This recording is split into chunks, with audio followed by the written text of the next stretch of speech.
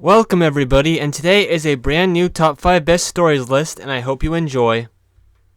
I made my list on the top 5 Mr. Freeze comics today. Outside of media, Mr. Freeze hasn't been treated very sympathetically. I waited to make this video until the One Bad Day Mr. Freeze story released, and that story was terrible. So I looked at this list as if it was just plain good stories with Freeze as the antagonist, because I agree, there's not that many great Mr. Freeze stories out there, even now. Which means not a lot about him and his wife's relationship stories are going to be on this list, outside of the top 2 picks. It really sucks that the comic, since the New 52, and even once or twice before then, it made Mr. Freeze's relationship with his wife creepy or horrible. Like, there's just one issue where he just kidnaps a girl, and of course in the New 52, being obsessed with basically a stranger.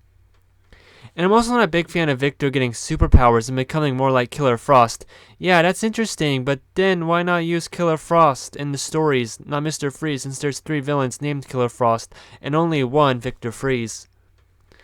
That was a lot of complaining, but, well, let's look at 5 good, even great Mr. Freeze stories. Number 5, A Cold Day in Hell. This is a one-shot story in Battle for DeKalb Commissioner Gordon. The issue starts with Commissioner Gordon in a dark room, and Mr. Freeze appearing, telling him Batman's not coming to save him because Batman is dead. While working with a giant machine on a private experiment, Freeze tells Gordon that he is trying to teach people how to cope with loss and suffering, just like he learned years ago. When Gordon replies in a defiant manner, Freeze brings up Gordon's tragic past. Gordon takes part of Freeze's machine, and a chase happens, and, believe it or not, Jim Gordon manages to defeat Freeze with his brain. Deanne really had me love this Freeze story here, as even though Gordon technically won, Freeze made him relive the feelings of cold hopelessness. Number 4, Power Play. This tale came in Batman Legends of the Dark Knight 121 during No Man's Land. Batman prowls the streets and finds gang members encased in ice. A goon talks and sends Batman to the power plant. Mr. Freeze is alone, remembering his deceased wife Nora Freeze, and now he holds Batman responsible for her death, and he swears in her name that all he is doing was in her name, like freezing the city. Specifically, today's way is in a way that will have Gotham destroy itself in its no man's land, making the Gotham Knights use everything they can get their hands on as fuel for heat and whatnot. He figures they don't deserve anything more. Batman and Mr. Freeze fight, but Batman planned ahead and managed to blow up the power plant, knocking Freeze off balance, but Freeze still escapes in the end on a giant iceberg. Honestly, this may not be as good as number 5, but there is more of an actual story for Freeze in this issue. Plus, the big thing here is Mr. Freeze is doing this for himself, hurting Gotham and staying isolated for revenge against Gotham, and eventually Batman when he arrives. He's not exactly doing this for Nora Freeze, though he tries to justify it that way. The fight in this issue is really fun, and it's the stuff you see him do in Injustice 2. Some fun facts. In the flashback, Mr. Freeze's suit is the same as the one featured in Batman Taz. And the flashbacks also established that Nora Freeze died when a blast from Freeze's gun struck her frozen body and destroyed her into pieces. In an editorial mistake, she was brought back to life in later stories. Overall, the first half of this tale was really good. The last half got kinda goofy and by the numbers, with them making jokes while fighting each other. Still, it's still one of his best stories. Number 3, Fire and Ice. This is Batman Gotham Knights, issue 59. The story is mainly about Batman and Mr. Freeze trapped in a giant igloo Mr. Freeze created after an explosion to protect them from a giant, basically heat tsunami. This came about because Freeze hates summer and plants ice bombs that kill random people in Gotham Park and the carnival. He even kills his goons when they try to move the bomb from the carnival. Well, it kind of does that accidentally, but it all started because of that. I love the comparisons Mr. Freeze makes about winter being better, how it's dark and clean, giving off no illusions. In summer, emotions boil more, causing the murder rate to spike with heat of the moment crimes. His crime of freezing this carnival was to freeze a moment where people are all happy. He views Gotham as a hellhole, a pure evil place that deserves what he does to it. Batman, on the other hand, sees Freeze as a monster who only feels alive when he's hurting others. Mr. Freeze and Batman work together to get out alive. Then it wraps up with Batman smiling on this warm summer's day, which Freeze hates. It's not as good as an ending compared to the rest of the issue, though. This is a very slow tale, I'd say, mostly just a conversation between the two coldest men in Gotham. There's a lot of forced perspectives each of them endure, and I love the summer-winter comparisons they make. Hearing Mr. Freeze's outlook on life makes it a truly unique, great Freeze tale. Number 2, True Crime, Confidentiality, Legacies. Also known as the story Cold Case, another Mr. Freeze story named that. I swear, looking for this video, I found 3 stories with Mr. Freeze that were called Cold Case. Anyway, this 3-parter was in Batman Legends of the Dark Knight, issues 201 to 203. There's a book that claims Thomas Wayne was the Robinson Park Ripper, a serial killer that killed 4 women decades ago. Batman investigates the cold case, and comes along an armored assassin. This quote-unquote new guy is going around killing anyone who has information on the case. The assassin is Mr. Freeze. He killed those 4 girls years ago, and he is doing this not to protect himself, but to protect his wife Nora. Back when she was unfrozen, she figured out Victor was the killer and confided in her doctor, who was Thomas Wayne. He wanted to preserve Nora's perfect reputation by getting rid of everyone who knew. Now, this is a story concept that feels like a natural story with the sympathetic Freeze, and I love how it ties into Batman's own cold case. The reveal is shocking if you didn't know about it, and reading this makes Mr. Freeze's motivation sweet, which when he talks about getting the most marriage requests in Arkham, makes sense. His new suit looks more realistic. The outside reminds me of one of those flexible bags that keeps items cool inside. Other things for this story is Mr. Freeze's dialogue is very well done. I found myself reading the text boxes in the voice of him from the Arkham games.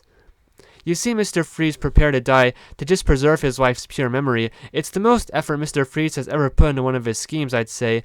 And again, you can easily see his perspective. The story is one of the best continuations for Mr. Freeze's mythos in the comics, him committing crimes, in a way, for Nora. With a great characterization, storyline, and fight scenes, this is one of the best Mr. Freeze storylines ever, and so close to my number 1. Number 1, Mr. Freeze. Yep, it's just called his name. This is a 1-issue special in Batman Mr. Freeze. It tells us a new story, but also his origin with Nora in the comics. This was the very first time this had happened after the animated series, and of course, after I think it's the best one. The synopsis on the back of the comic sums this up pretty well. Quote, "The only thing he ever loved was taken from him. Now he's out to destroy Gotham. The only thing that Batman cares about, law and order and Gotham City." Yes, on the surface, unfortunately, it's a moment where Freeze is an insane murderer, but I think this has just about everything for a Freeze tale you need to have a really good time. This story expands upon Victor's backstory, explaining as a child he liked to freeze animals to preserve them, and his father hit him and verbally abused him because of it. He met Nora one day, and they fell in true love.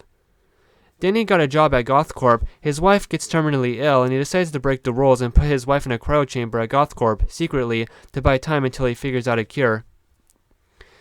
This is the timeline where in the future, when Freeze is fighting Batman one time, he accidentally destroys Nora's cryo chamber and kills her. I find this event intriguing since the only happiness Victor had in life was because of Nora, and now she's dead, and Freeze basically has no hope for any more real happiness in his life anymore.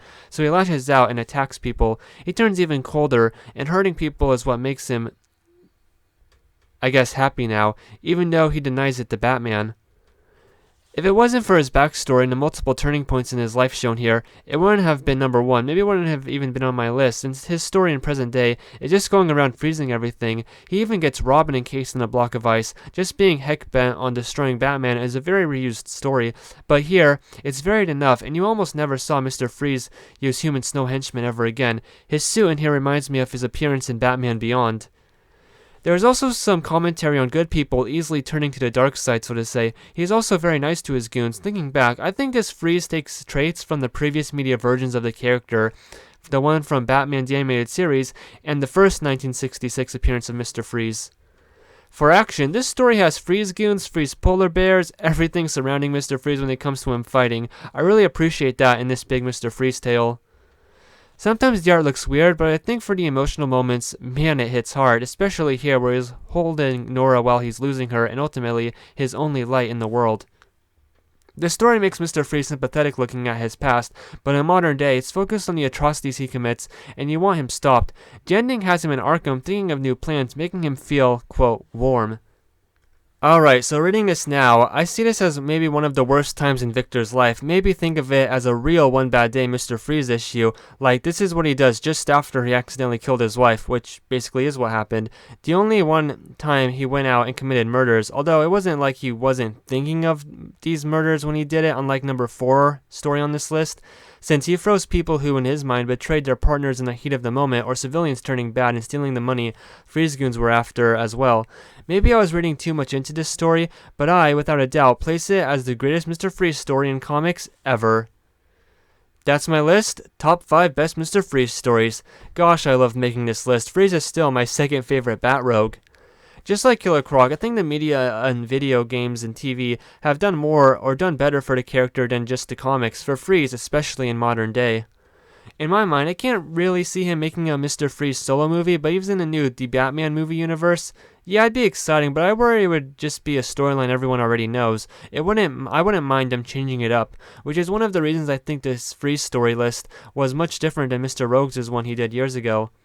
I don't really mind Mr. Freeze on the outside being seen as a terrible threat who has no sympathy and no heart, and he cares about Nora, but everyone else, he's good if they just freeze to death. I love cold-themed power supervillains, and Mr. Freeze is the best one. Heck, I too like Winter, Morn, and Summer. I think for next big Mr. Freeze appearance, he could be working with Ra's al Ghul in a type of shadow war against another group like the Court of Owls, and in exchange, Ra's will cure Nora with the Lazarus Pit. Thank you so much for watching, and have a great day.